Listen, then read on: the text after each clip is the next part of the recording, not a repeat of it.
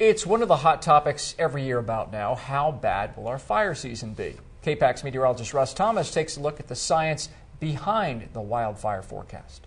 It truly is a science in every sense of the word, from hypotheses to formulas to equations to hopefully nailing the final result. And it's one that affects the livelihood of all who call western Montana their home during the summer months, wildfire season.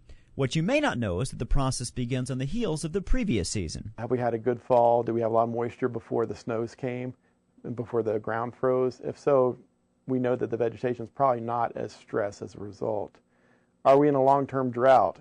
Winter snowpack, along with springtime temperatures and precipitation, are important components as well.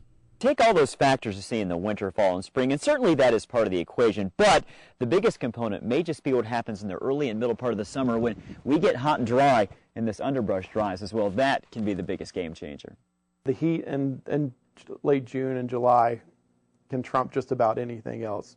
If we were to flip that switch to go to very hot and very dry and stay that way for a number of weeks, then we could have quite a problem should we have a big wind event. Our unusually cool, wet spring, coupled with near-record snowpack levels in 2011, has helped with short-term forecasting, but even then, the bigger picture can be tough to predict. Knowing that we're going to have a compressed season makes it easier for us to try to better determine, well, what kind of acreage would we typically burn in this type of season, knowing that it's maybe going to be half as long as what it would typically be. Now, gauging how active that second half of the fire season is going to be, that's another question. That's where it becomes complex, and that's where the positioning of that high-pressure ridge is going to mean everything. Which brings us to the last piece of the wildfire forecast equation, the placement of the ridge. Henry explains why hot and dry might be the better bet to avoid large fire outbreaks. The first scenario being the ridge being right over us being very hot and very dry, and the second scenario being the ridge of high pressure being just to the east and having the door open to the monsoonal thunderstorm activity.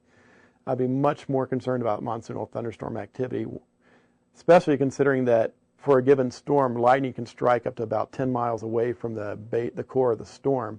The forecast for the high pressure to be on top or slightly west of the northern Rockies will hopefully help us avoid any late-season wildfire surprises.